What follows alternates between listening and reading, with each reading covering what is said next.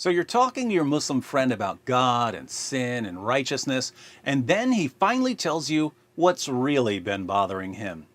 Why do Christians eat pork? Unless he's an American convert to Islam, in which case he'll say it like this. Pork is the white man, and the white man is pork. Have you spelled white man backwards? What does it spell? Pork. Now, when this topic comes up, you'll have an urge to start explaining the differences between the Old Covenant and the New Covenant, and to show your Muslim friend certain passages about dietary restrictions to help him understand what the Bible is saying to various groups. But you must resist this urge, because if you let your Muslim friend keep talking about pork and the Bible, he will eventually bury his own prophet. Let's see how this is done. With us, as always, is everyone's favorite fake debater, Dr. Zakir Naik. Dr. Naik, could you show us how to bury your own prophet? I mean, could you tell us why we shouldn't eat pork? Bible says in the book of Leviticus, chapter number 11, verse number 7 and 8, that thou shalt not eat the flesh of swine, nor touch its carcass. It's unclean for you. He's dug the hole, ladies and gentlemen. If Zakir Naik were a truck, he'd be grave digger. Keep going, Dr. Naik. A similar message is given in the book of Deuteronomy, chapter number 14, verse number 8. Though the swine has cloven foot, and it chews not the cud, it is unclean for you.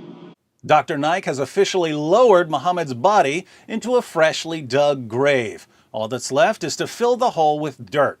And Jesus Christ, peace be upon him, said in the Gospel of Matthew, chapter number 5, verse number 17 to 20, that think not that I have come to destroy the law of the prophets. I have come not to destroy, but to fulfill. For anyone who breaks one of the least commandments shall be called least in the kingdom of heaven.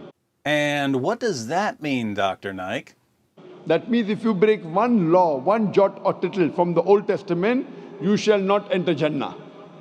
So long, Muhammad. You've officially been buried by Dr. Zakir Naik.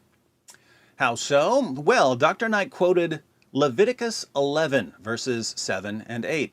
But what happens when we start at verse 1? The Lord said to Moses and Aaron, say to the Israelites, of all the animals that live on land, these are the ones you may eat. You may eat any animal that has a divided hoof and that chews the cud. There are some that only chew the cud or only have a divided hoof, but you must not eat them. The camel, though it chews the cud, does not have a divided hoof. It is ceremonially unclean for you.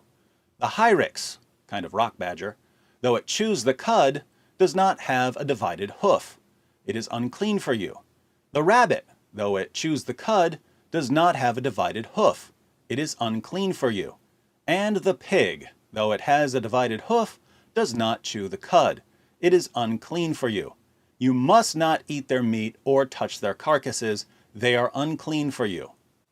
Notice, you must not eat their meat or touch their carcasses. They are unclean for you. The camel, the rock badger, the rabbit, and the pig. They're all unclean. Dr. Naik also quotes Deuteronomy 14, verse 8.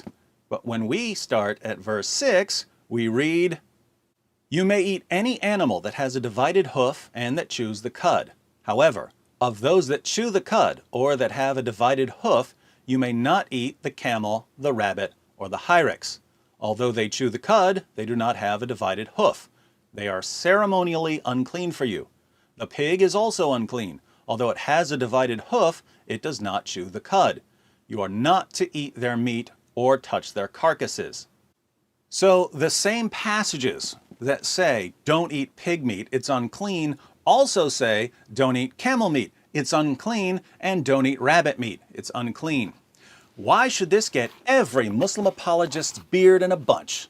Sahih al-Bukhari, 2572. Narrated Anas, we provoked a rabbit at Mar al-Zahran till it started jumping, and the people ran after it but were exhausted.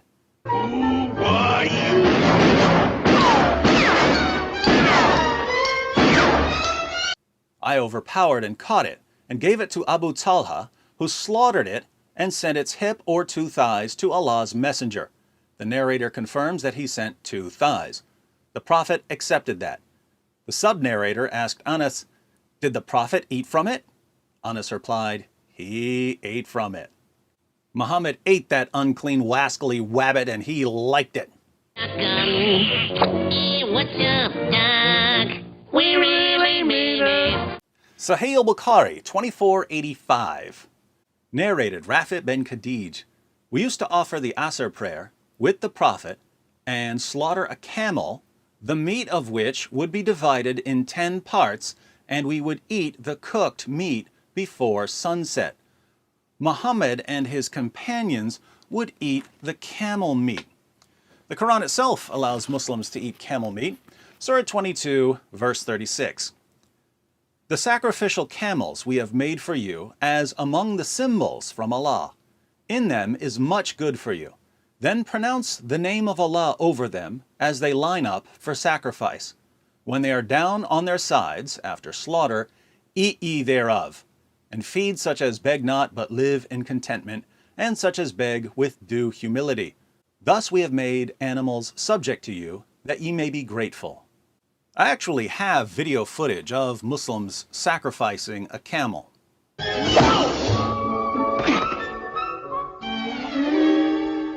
Even more interesting, Allah specifically commands Muslims not to follow Jewish dietary restrictions. In Surah 2, verse 208 of the Quran, Allah declares, "O you who believe, enter completely into Islam, and do not follow the footsteps of Satan. Surely he is your open enemy." We know the historical context of this verse. You can read it in the Tafsir of Ibn Abbas, Tafsir Jalalain, Ibn Kathir, Qurtubi, and so on. The historical context is that a Jew named Abdullah ibn Salam converted to Islam, but he still kept the Jewish Sabbath and the Jewish dietary restrictions. Specifically, he wouldn't eat camel because it's forbidden in the Torah. Surah 2, verse 208 came to Muhammad as a response to Abdullah. Enter completely into Islam. Don't be part Jew, part Muslim. So Jewish converts to Islam were ordered to abandon Jewish rules about camel meat. Putting all of this together, we've seen that the same passages quoted by Zakir Naik to show that pork is forbidden also say that rabbit meat and camel meat are forbidden. Do you think that Dr. Naik knew that? Of course he did. He just doesn't like telling his listeners the truth. We've also seen that Muhammad and his followers ate rabbit meat and camel meat in clear violation of the Torah. Moreover, Zakir Naik claims that Jesus affirmed the Old Testament dietary restrictions and that, according to Jesus, anyone who violates Old Testament dietary restrictions will not enter Jannah. That means if you break one law, one jot or tittle from the Old Testament, you shall not enter Jannah. This means that Dr. Zakir Naik not only buried Muhammad, he also proved conclusively that Muhammad will never enter Jannah. According to Zakir Naik, Muhammad stands condemned before both Jesus and Moses because he ate camel and rabbit. So, how are you Muslims going to respond? Are you going to tell us not to take those dietary restrictions too seriously? Are you going to say that the Mosaic rules about clean and unclean foods can change from one prophet to the next? Too late. That ship has sailed. Your top apologists and scholars have spent years insisting that the dietary restrictions in Leviticus and Deuteronomy are permanent and binding. And by saying this, they've openly declared that Muhammad is permanently bound in hell. Bravo, Dr. Naik. Bravo. That's all, folks.